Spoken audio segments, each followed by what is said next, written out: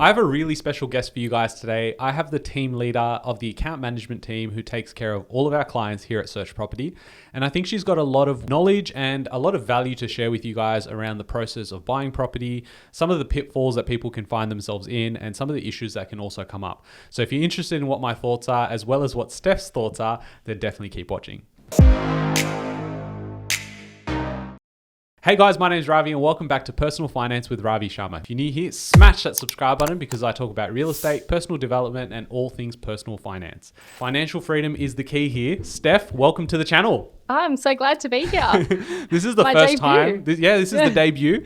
I often get scared when I bring a guest on to the channel because I feel like maybe the audience will like the guest more than they like me. And then you could just take over the channel. So yeah, it'd be like, I'm happy to. Yeah, okay, From cool. next week. Yeah, cool. So okay. Personal Finance with Steph is what's happening next week.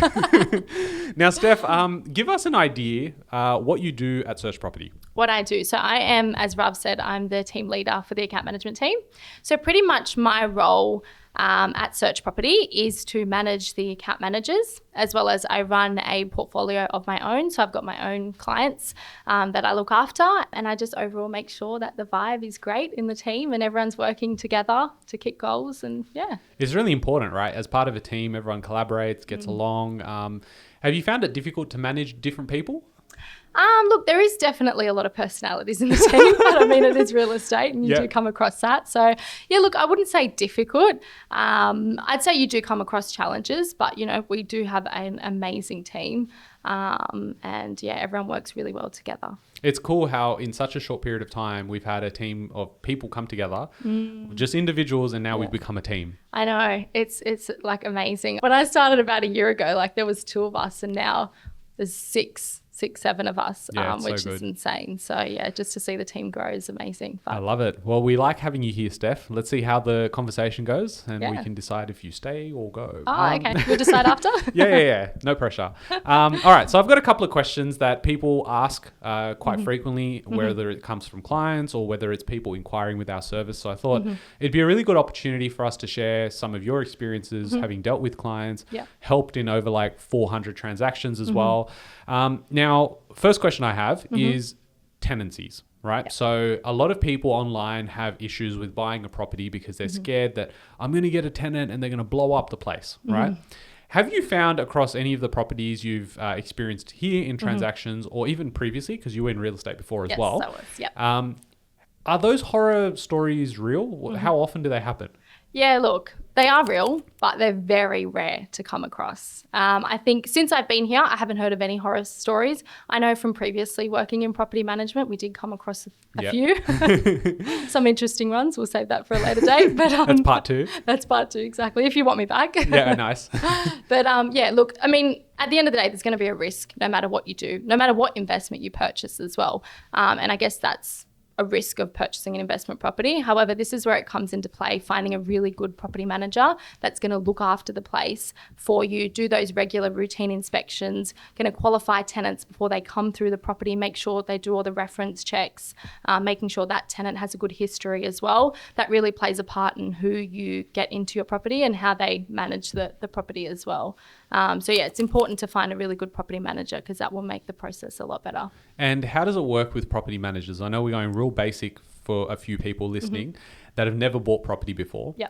Does the property manager sit here with us or are they local to the area? How does it work? They are local to the area. So they're specialists around the area. We'll only suggest property managers that we've worked with before and that we're pretty confident with, that they've, have great experience.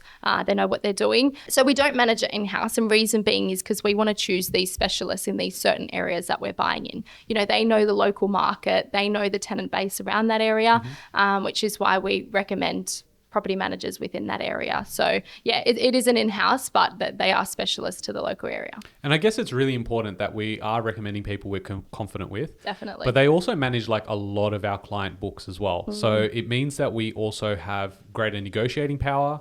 It also probably leads us to have conversations with property managers where there might be potential issues coming up. They're able to go and put in, I guess, I'm not going to say special treatment because we have such a large book with them, but it does often go a long way versus you just having one property at some property manager, book Am I right in saying that? 100%. Yeah, exactly right. And we build these sort of relationships with property managers as we do with the agents. Got you. And we find the relationships with the property managers are quite good to have because they give their unbiased opinion, right? You know, agents are there just to sell the property, but with property managers, when we get them to go through properties, they're completely honest with us, and they'll let us know if the property is a complete mess or what needs to be done. Yeah. So it is very important to have these relationships. Yeah, nice. Have you had anyone ask, can they manage the property themselves, or is everyone just like, yes. okay? And it's a big no. And no. I'm not even going to go down that Definitely path not. as to why that would be a bad idea. Yeah. So as an account manager, and obviously you're leading a team now, what would a day in the life of Steph look like here? Day in the life of me. Okay. So I'd probably say 50-50 between going through emails, working on my computer, and also speaking on the phone to clients. Okay. Pretty much a lot of my day is on the phone talking to clients. So our role as account manager is to mainly look after the clients throughout the whole process. So we onboard them right at the start. We discuss our strategy, our expectations, what the client's expectations are, and then we source them a property. So we've got the sourcing agents that go out there and look for a property for them. And obviously once they find a property, verbally secure that, that's when we match it to the clients. Once the clients are happy to proceed, then we pretty much go through the whole buying process with them. So we're with the clients throughout the whole process from contract signing up until settlement. And what happens after they've bought the property? Is there any situations? I'm asking these questions like I have no idea. Guys, I created the process, but I want to bring some value to you guys. So I'm going to ask you and find out what happens after. So once we've settled on the property, the client's happy, great, process was smooth. Do you have clients contacting you after? Yes, we certainly do. And we're always here for our clients, whether it is throughout the process or after the process as well.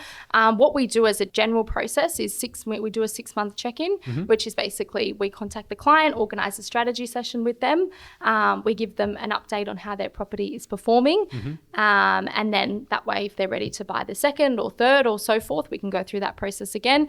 But just generally speaking, we're always here for the clients. We've got clients that message me on WhatsApp, give me a call, asking me questions about property management, asking me questions about what they should do, advice, and we're more than happy to be there with them every step of the way. Yeah, I guess it's almost like a sounding board for them where it's not just, hey, it's a transactional relationship. We actually want that longer term relationship. Exactly. And, you know, when you're buying something, let's say, for instance, you're buying a car, you usually hear from them. And then once the car's sold, that's it. Yeah. Whereas for us, it's almost like, okay, we want to not only just buy the one property, it's how do we build out a portfolio to get that point? Exactly. And right. naturally, if you're not there when times are tough or when they've got questions, why are they going to come to you for the next property? Because they haven't really built that trust with you. Exactly right. And we build such a good relationship with our clients as well. Like even general terms, like, you know, we've got clients that have babies, get married, you want updates, you want photos. Yeah. So it's really good to stay in touch. It's great. Yeah, I love that. So going on to sort of my next question around, you know, with people knowing interest rates and, you know, there's obviously a lot of chatter at the moment, people, you know, concerned, are they going to go up? Are they going to go down? What's the general sentiment been in terms of like clients specifically?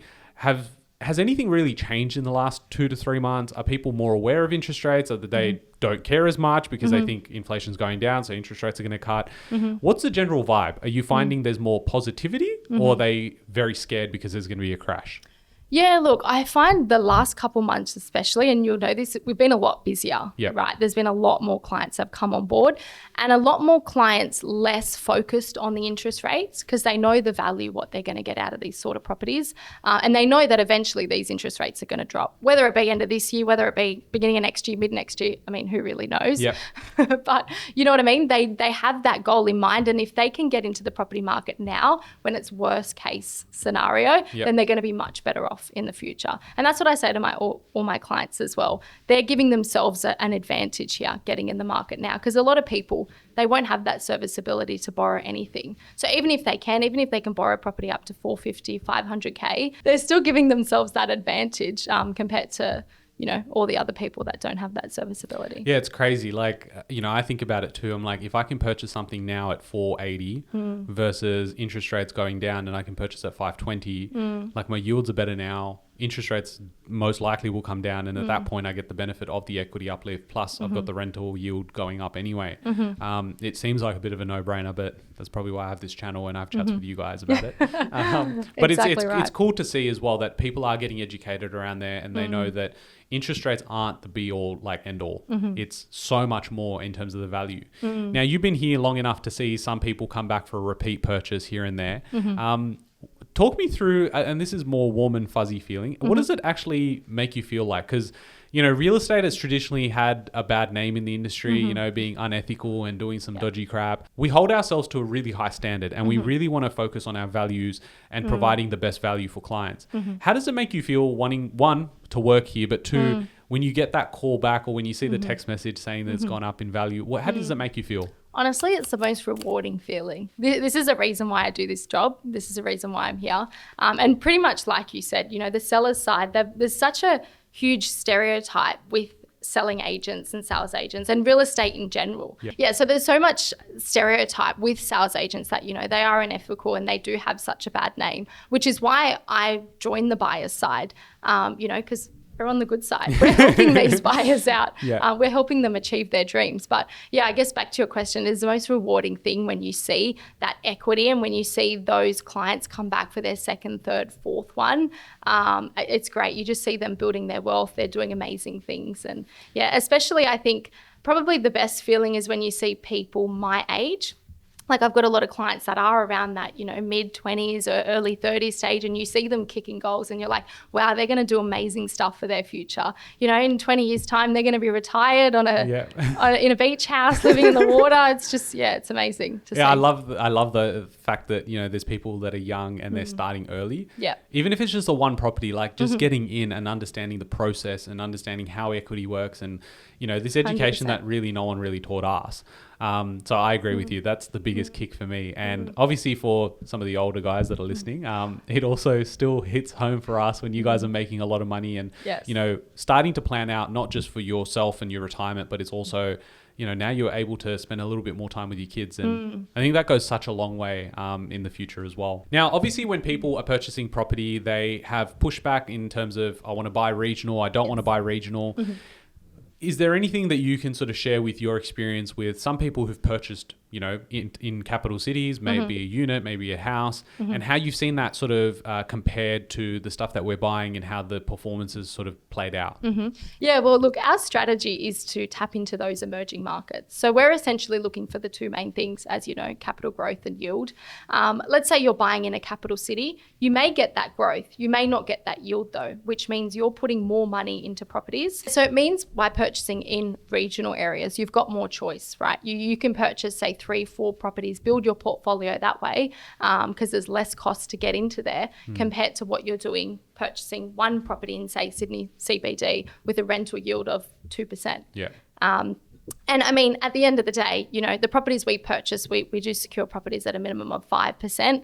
Of course, for the first couple of years, you are going to be negatively geared, and that's because of the very high interest rates at the moment. But obviously in the future, you'll see that start to drop and you'll see that become positively geared.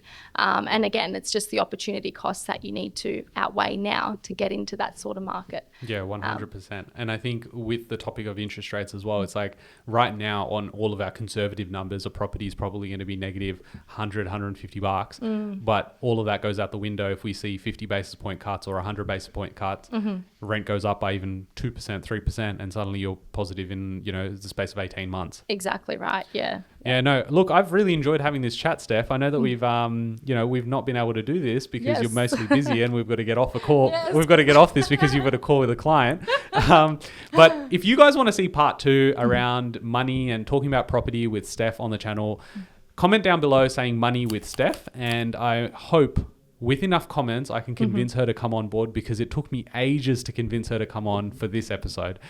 So thank you so much, Steph, for coming on here. You can go ahead and take your call now. And if you guys have enjoyed this content, then subscribe and comment down below. Thanks, Catch you guys guys in the next one. It's been fun. See you later. Thanks, guys.